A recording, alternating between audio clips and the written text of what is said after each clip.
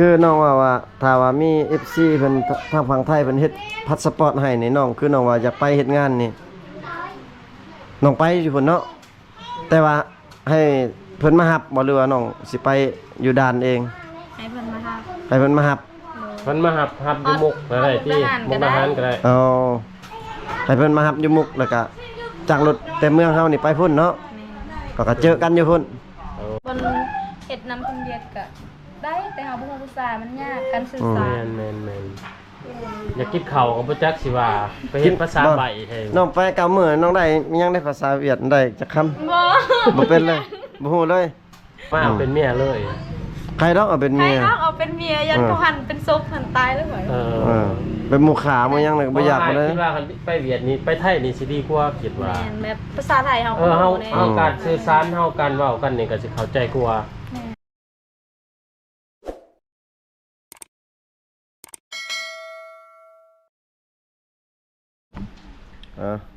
ทักทายสบายดีพ่อแม่พี่น้อง FC เบิดสุขุสุคนพี่น้องเอ้ยก็ยินดีต้อนรับ FC เข้าสู่ช่องบ่าวผู้ไทยคือเก่าเนาะพี่น้องเนาะมื้อนี้มาเยี่ยมยามทำข่าวน้องสาวหมึกพี่น้องเอ้ยเพราะว่าโดนแล้วพี่น้องบ่ได้มาถ่ายคลิปน้องสาวหมึกพี่น้องเพราะว่าน้องเพิ่นหากะมาแต่เฮ็ดเวียกบ่สบายดีเนาะ สบายดี โดนแล้วบ่ได้มา สาวเสือเลยพี่น้องเอ้ยน้องมาจักมื้อเลยน้องมึง ของสั่ง หากมาแต่เฮ็ดเวียก3มื้อ โดย คือว่าได้ยินว่าไปเฮ็ดอยู่เวียดนามบ่ แม่ คือมาไวเลย มาไว้แบบภาษาเรา บ่ฮู้ภาษาเขาเลยอยู่เนี่ย โดย สื่อสารกันก็ยากเนาะ แม่ น้องไปน่ะไปกลางเว้นหรือไปกลางคืนขี่รถไปประเทศเขาน่ะ ไปกลางเว้นแบบเดือน2ฮอดประมาณ6 โมง อืม โอ้ใกล้เติมน้องเขาใส่เนาะ แม่นแสดงว่าไปตอนเช้าไปนี่ไปตอนเช้าแล้วตอนแรกมื้ออื่นมันจะฮอดตอนเช้าตอน ไปเช้ามื้ออื่นอีกฮอด โอ้ตอนเช้ามื้ออื่นบ่ได้จะฮอดแสดงว่า มื้อหนึง มื้อหนึงกับคืนหนึง ตก ซ้ำเฮาไปเวียงจันทน์คือกันพี่น้องเอ้ย บ่รู้แล้ว500กิโลหรือ700กิโล เงินเดือนน่ะเดือนเท่าไรไปเฮ็ดน่ะ กันน้อยเฮ็ดเต็มเดือนก็10ปลายล้าน เดือนหนึง10ไปล้าน ตกแสดงว่าเวียกหนักเลยเนาะแม่นบ่เฮ็ดบ่ได้อยู่ได้เช้า เฮ็ดแต่7 โมงครึ่งเลิกพัก11 โมงครึ่งกินข้าวแล้วก็พัก12 โมงครึ่งก็เฮ็ดต่ออีก น้องไปเฮ็ดจักมื้อไปเฮ็ดเวียกน่ะ เก่ามื้อ 9มื้อได้เงินเท่าไร9มื้อเขาให้เท่าไร เขาไล่ให้เท่าได้เขาไล่เนี่ย เขาไล่ให้3ล้านปลายแต่ก็เบิดค่ารถต้น ประ เดือ มาณ น 5,000 6,000 บาทเลย 3ล้านก็หลายเติบอยู่เนาะชำระดง โอ้3ล้านโล 3ล้านดอก อืม คิดว่า3ล้านเงินลาว บ่ โอ้อาจจะมีเสียงรบกวนเนี่ยพี่น้องเด็กน้อยเขาเลินอยู่ในตารางเนาะ โอเคกับตัว เตะต่อพี่น้องเอ็มรบกวน เป็นได้จังตัดสินใจมาเอ้า บ่อยากอยู่ยานแม่ ญาติ โดย ย่านในทางย่านผู้บ่าวบ่หรือว่าย่านแบบ บริยานผู้บายแต่ยานแบบเฮาอยู่ใกล้เขากับบุ้งหูจากเขาสิพาไปใส่เขากับบุ้ง โอ้มันไกลเนาะมันบ่คือเฮ็ดอยู่ลาวเนาะ ญาตินี่คือญาติแบบว่าญาติแบบเขาเอาไปทางอื่น เขาจับไปขายไปหยังนั่นเนาะ คือในหนังน่ะเนาะ คือน้องว่าอยู่เขตชายแดนกัมพูชาบ่ แม่นอยู่เก็บแสดงกัมพูชา อ่า แบบเขาไปออกนอกไปหอดออกที่ห้องแล้วไปบนเฮ็ดเวียกเนี่ยแต่บนเฮ็ดเวียกก็ ครับผม อยู่ในห้องแล้วเขาไปออกนอก อืม แสดงว่าแบบจำกัดระหว่างไทยเนาะ แม่น เดี๋ยวเฮาสิไปตลาดนี่ไปได้บ่บ่ได้ไปเด้อ ไปได้เขตบนแถวๆเฮ็ดเวียกน่ะแต่ใกล้นั้นเขาบ่ให้ไป บัดห้องนี่เขาห้องนี่เขามีให้เซลฟี่บ่ บ่ อยู่ ต้องจ่าย โอ้ กระจายเอง เดือนหนึงจักน้องว่าเท่าใดล้านปลาย2ล้านบ่ 2 ล้านเดือนหนึง เดือนหนึง2ล้าน กันมาอยู่หลายคนก็เอากันคันว่าอยู่คนบ่หลาย คือแพงมันยังจะมันเป็นเขตเศรษฐกิจบ่จักเนาะบ่ไทย แม่ เนาะ น แบบสามเหลี่ยมทองคำยังคือเฮาอยู่แถว แม่ เห น นือเนาะ มันเป็นแบบบ่อนเศรษฐกิจดีแน่พี่น้อง โอ้ เพราะว่า จักว่าเฮ้ยจักว่าไก่กันบ่จักแบบทางภาคเหนือน่ะตัวมีเวียดมีลาวมีกัมพูชานำน่ะเนาะ จังหว่า จักว่าเขตทางนั้นบ่จัก อันนี้เขานอนไปทางเวียดติหรือไปทางไปทางสวรรค์เนี่ยบ่ ไปทาง างเวียด ไปทางเวียดนี้ ทางกันลง ตอนลง หลายบ่ซั่นคนลาวไปเฮ็ดน่ะ บ่หลายแต่คนเวียดหั่นหลายๆบอนพออยู่งานพออยู่เฮ็ดบอนพอเฮ็ดหาแห่งกระติกมีแต่คนเวียดคนลาวเทิงมีแต่30คนนึง อืม ตอนน้องสิไปนั่นรถเวียดเขามารับบ่หรือว่าน่ะอยู่นี่อยู่ เขา คือ จ้างให้รถเมล์รถโดยสารเขาจ้างให้ล่ะเฮาก็ขี่รถโดยสารไปเขาส่งฮอดโรงงานเลย ขี่รถโดยสารเมืองเขานี่ บ่รถโดยสารเวียด เขามาเอาอยู่พี่เลย ขี่รถจักรไปฮอดตันลอกของเขาไปทำอยู่หั่น โอ้แสดงว่าขี่รถไปอยู่ตะล่องหั่นแล้วก็ ไปรับรถอยู่ ขี่รถ มีจุดดิ อืม แสดงว่าคนลาวประมาณ30กว่าคนบ่ไปน่ะอ๋อตัว น้องสิน้องคือฮู้ว่าเวียกไปเฮ็ดเวียกหยังผู้ใดติดต่อให้ มีคนติดต่ออยู่บ้านแบบเขาหูจักกับคนเวียดเขาไปเฮ็ดเวียกก่อนเลยเขาไปก่อนแล้วเขาหูแล้วเขาติดต่อ อืม แล้วเขาจะได้คนแล้วเขาไปหา แสดงว่าเขาประกาศหาเนาะ แม่ กะคันว่ามันบ่นี่ก็เพราะเฮ็ดอยู่เนาะคันบ่ย่านเนาะมึงเนาะ อันหูภาษากะเขาเฮ็ดอยู่เวียกกะแบบ เพราะว่าประมาณอาทิตย์หนึ่ง2อาทิตย์ก็คือสิแบบเพิ่นว่าสิ้นเคยเนาะคือน้องมาบ่เคยเฮ็ดเวียกจนฮอด 12:00 น 10:00 นเนาะ 10:00 น 12:00 น ตอนแรกจักโมงเลิกตอนแรก แรงก็เริ่มตอนแรกเลย9 โมง 10 โมง 10 โมงแรง แต่ กลางคืน เฮ็ดแต่5 โมงสมมุติพัก5 โมงครึ่งกินข้าวแล้วก็พักหน่อยหนึง6 โมงก็เฮ็ดต่อแต่6 โมงฮอดบางเทื่อก็เลิก8 โมงเทื่อก็9 โมง 10 โมงประมาณนั้น อืมแสดงว่าเวียกนี่เขาเวียกหนักฮะ เพราะคุมไม่ดี เขาคุมตลอดเวียกแบบเขาพาเสร็จดาเลย เออ พักแต่เวลากินข้าวนะแบบไทย แม่เบิ่งโอ้ พักแต่เวลากินข้าว คุณพ่อคุ้มตาจังดำๆเนาะ นอนหลาย บัดอันนั้นได้ซะบัดอาหารการกินนี่เขาบ่ได้เฮ็ดให้บ่หรือว่า เขาเลี้ยง2 คาบมื้อหนึง ตอนเที่ยงกับตอนแรก เลี้ยงตอนแรก ตอนเช้านี่กินเอง เป็นสาวกินเอง มันมีตลาดใกล้บ่เท่านั้นหรือว่าใดๆไกลบ่ นี่เขาไปขายอยู่หั่นก็มี อืม ระหว่างเฮ็ดอยู่ลาวก็เฮ็ดอยู่เวียดตัวได้ขาดเอาเวียด แบบเงินเดือนนั่นเขาอยู่เวียดแต่เฮ็ดเวียกนะเขาอยู่ลาวแบบฮู้ภาษา อืม สื่อสารกันง่ายเนาะบอกกันกับพวก เอาสื่อสารกันง่ายแบบเขาอยู่กะสบายเด้ อืม อยู่เวียดหาสื่อสารกะแบบยากอีหยังก็บ่แบบอึดอัดใจไปกินว่ายังบ่ได้ อย่าบอกนั่นนี่ก็ยากเนาะ ขนาดข่อยคนมักเว้าไปอยู่เวียดคือคนปากบ่เป็นนี่เงียบเลยไม่ได้ปากไม่ได้เว้าหยังเลย บ่ฮู้ภาษากันเนาะ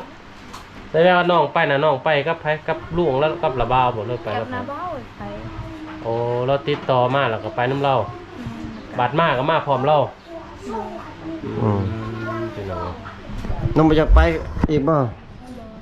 กลับนี่มานี่อยู่บ้านเลยแล้วเนาะ เอาตอนข่อยเมืองคนเวียดคิดว่าข่อยสิมาแบบแล้วก็ไปอีกเราเดียวก็สิมาเลย กลับมานี่กลับเลยบัดนี้ ไม่อยาก บ่ได้ไปทางไหนบ่บัดนี้ต่อจากนี้ไป กับเบิ่งตามนั้นแล้วกันมีเวียกกับไปมีเวียกเฮ็ดแถว น้อง แถว บ่ ลาว น้องบ่อยากไปเฮ็ดบ่แถวเวียงแถวสวรรค์ เวียก บ่อยากนี่คือว่าบ่อยาก เรียนบ่สูง เงินเดือนน้อยเนาะ อืม คือที่น้องมักว่าทางไปทางเวียดไปทางต่างประเทศนะ ลอง เงินเดือนสูงเพราะว่าลาวเฮานี่เงินเดือนมาสูง สูงคือกันแต่มีการแน่ มัน อืม บ่อยากคุ้มค่านะแบบไทยแบบ แม่ เงินบ่หลายนะ3ล้านก็ไล่ค่าห้องค่ากินค่าอยู่ก็เหลืออยู่บ่เดือน1ล้านปลาย แม่นบางทีก็บ่เหลือซะอีกผู้ลิ้นกินนี่ก็ เอาแบบมี ซื้อเครื่อง แบบเครื่องสำอางหลายอย่าง เรื่องอันนั้นอันนี้เนาะน้ำหอมน้ำยัง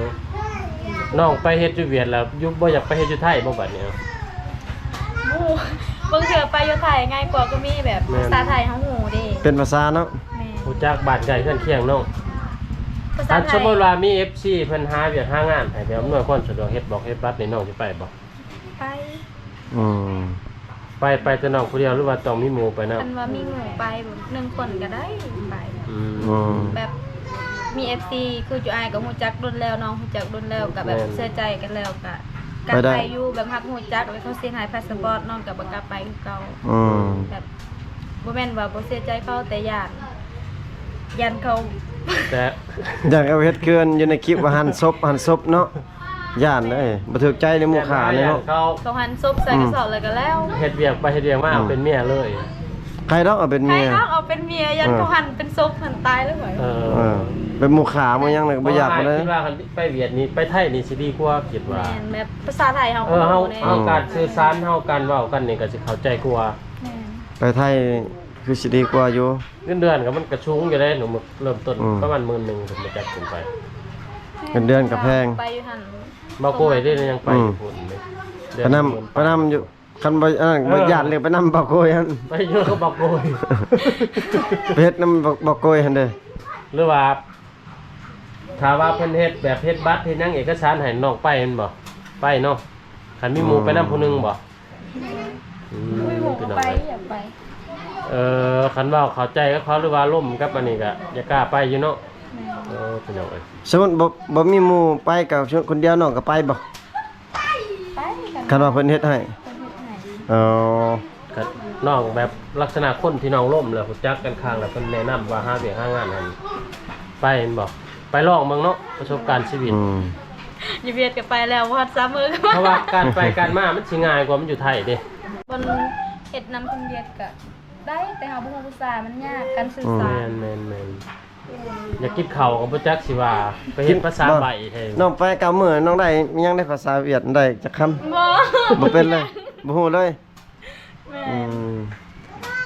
มันเป็นหัวงานบ่มื้อก่อนแล้วก็หรือว่าเป็นแบบ แม่นเป็นโรงงานแบบลายโรงงาน อ๋อ โรงงานหนึ่งกวางได้บ่แต่เฮือนปล่อยฮอดเฮือนเซาล้านนั่นใหญ่โรงงานบ้านเนาะ200 300 อ๋อจบเป็น ลายที่โรงงานเป็นโรงงานเวียดแบบลาย เดือนหนึง12ล้านลงก็ถือเงินรายประมาณ10ล้านหรือ11ล้านนี่นะเว้ยเดือนละ 20,000ปลายบ่ ผู้ชาย ประมาณ20,000 ผู้ชายเดือนหนึ่ง4แสนปลาย4แสนห้า อืม อื ผู้หญิง ม แบบมันซื้อกันได้ เพราะมันมีเวียกนักเวียกเว้าเนาะ แม่ คือน้องแบบอยากไปเฮ็ดเวียกเฮ็ดงานตลอดนี่บ่คิดอยากได้ผัวว่าซั่นเด้อ อยากได้คือกันแต่บ่มีไฟมักก็เลยอยากสิไปเฮ็ดเวียก เอ เอ อ อ แสดงว่าตอนนี้ยังบ่มีผู้ใดมักก็เลยไปหาเฮ็ดเวียกก่อน แม่นคันว่ามีผู้มักมื้อหน้าก็เอาคันว่าบ่มีก็แล้วอยู่เท่าข้างบ้านนั่นล่ะไปหาแต่งานเฮ็ด หาแต่งานหาเงินเนาะ แม่ อืม คือน้องว่าถ้าว่ามี FC เพิ่นทางฝั่งไทยเพิ่นเฮ็ดพาสปอร์ตให้นี่น้องคือน้องว่าอยากไปเฮ็ดงานนี่น้องไปอยู่พุ่นเนาะแต่ว่าให้เพิ่นมารับบ่หรือว่าน้องสิไปอยู่ด่านเอง ให้เพิ่นมารับ ให้เพิ่นมารับ มันมาหับอยู่มุกอะไรที่มุกอาหารก็ได้ เอาให้เพิ่นมารับอยู่มุกแล้วก็จากรถแต่เมืองเฮานี่ไปพุ่นเนาะ แม่ ก็เจอกันอยู่พุ่น โอ้ อืม แสดงว่าคือน้องมึกวันนี้ไปนะผู้เดียวก็ไปถ้าว่า กันว่าเอกสารครบสุด แม่น เนาะ แล้วก็ FC ที่ว่าฮู้จักหรือว่าร่วมกันแล้ว จะกล้าไปถ้าว่าบ่ฮู้ก็บ่กล้าไป อืม เพราะว่าย่านถึงหันศพ น้องว่าเพิ่นว่าเพอเห็นข่าวหลายๆนี่ย่านเลยเห็นบ่ข่าวอันคนออสเตรเลียบ่ค่าอันสาวไทยฮะโอ้เป็นตาย่านพี่น้องเอ้ย มันก็หลายคนดีหลายคนบ่ดีคือกันพี่น้องเอ้ย แม่น เบิ่งไปนํกัน แต่ว่าน้องก็สิไปอยู่เพิ่นว่า สำหรับภาษาไทยนี่น้องมึกก็เก่งอยู่เพราะว่าเพิ่นเคยลม FC ตลอดเพิ่นคือสิฮู้ดอกภาษาไทยแม่นบ่เนาะแต่ว่าเขียนนี่ได้อยู่บ่เขียนภาษาไทยก็ได้กันเนาะ เขียนได้แต่ยันบ่ถึงได้ เออ เขียนเป็นภาษาไทยแต่ว่าความหมายแบบเป็นลาว เออเขียนถูกแน่ผิดแน่เพิ่นว่า แต่เพิ่นก็เข้าใจอยู่ภาษา ยังไข่กว่าภาษาเวียดภาษาไทยค่ะภาษาเวียดมืดตึ๊บ อืม ภาษาเวียดยังบ่ฮู้เลยเนาะ พอคือแบบชลาย FC ล่มนี่เขาเจ้าเซตมาล่มมานี่มันทางไทยบ่หรือทางนี่จังประเทศไทยบ่หรือว่าต่างประเทศ ไทย คนไทยไทยเพิ่นไปเฮ็ดเวียกอยู่ทางอื่นบ่หรือว่าไทยอยู่แบบ เขาอยู่ไทยเลย อยู่ไทยเลยเด้สบายดอกแต่ว่าน้องจะไปเฮ็ดเวียกก็ให้เพิ่นเฮ็ดพาสปอร์ตให้ก็ไปเลย แต่สิบ่แพงเห็นบ่โกยเฮ็ดก็เท่าใดหนึง อืม 5,000หรือว่า10,000มันมีด่วนมีบ่ด่วนเด้อพี่น้องเอ้ยไปนี่สมมุติว่าไปแล้วเพิ่นอยู่หลายเดือนหลายปีเพิ่นเอาเฮ็ดเมียเลยเฮ็ดแน่น่ะสนุก กะคันเขามักกะได้แต่เขาบ่ได้มากขนาด มักบ่ปานนั้น เอาเฮ็ดเมียก็ยังไคกว่าไปหันเป็นศพนั่นแหละ เออ นี่ก็เข้าไปจัดการเนาะไปขายเนาะ แม่น เพิ่นว่าเอาเป็นเมียก็แฮงดีเนาะคันว่าฮักแพง เพราะว่าเห็น FC หลายคนอยู่ในบ่าวไทยเพิ่นว่าโอ้อยากมาเฮ็ดเวียกบ่เวียกงานนั่นน่ะหลายมันแบบงานบ้านแหน่งานสวนได้แล้วก็งานโรงงานนะก็หลายอยู่ได้หนุ่มเอ้ยมีแต่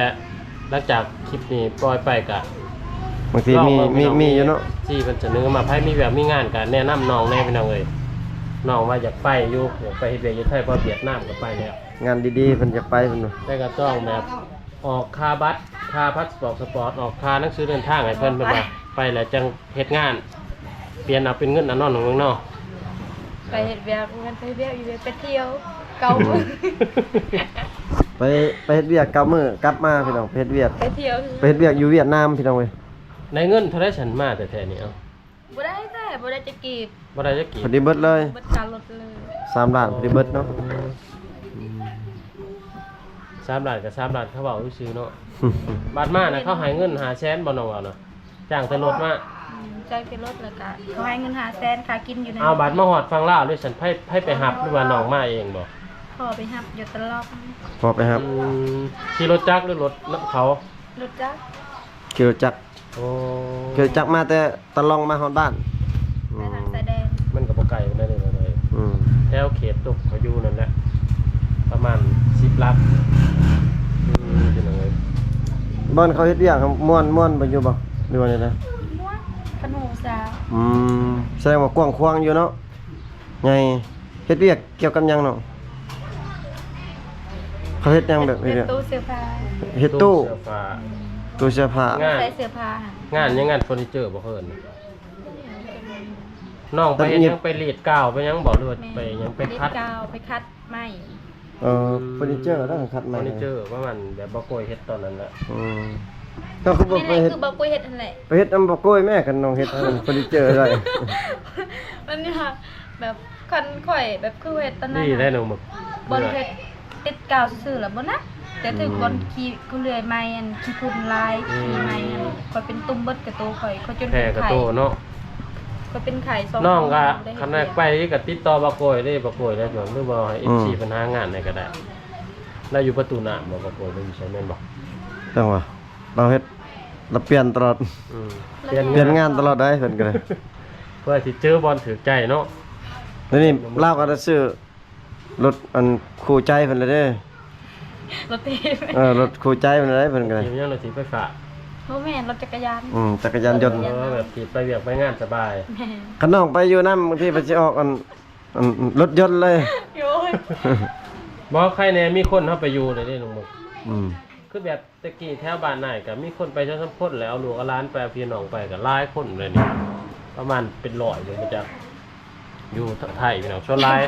คือว่าแหละเนาะว่าไทยบ้านไกลเคลื่อนเคียงเนาะเจ้าประเทศลาวเฮานี่ก็แข้งสวรรณเขตนี่ก็สิหลายเกือบหลายกว่าหมู่เพิ่นมาจากเรื่องไปเฮ็ดเวียกอยู่ไทยพี่น้องกับเขตจำปาสัก คนลาวนี่ไปเฮ็ดเวียกอยู่ไทยนี่หลายครับ แต่คนไทยมาเฮ็ดเวียกอยู่ลาวนี่น้อย น้อยเขามาเขาก็มาเป็นวิชาการหรือว่าเป็นผู้จัดการนั่นแหละคันเข้ามาได้ มีแต่คนเวียดคนจีนนั่นแหละมาอยู่ลาว อืม ก็มาหาเงิน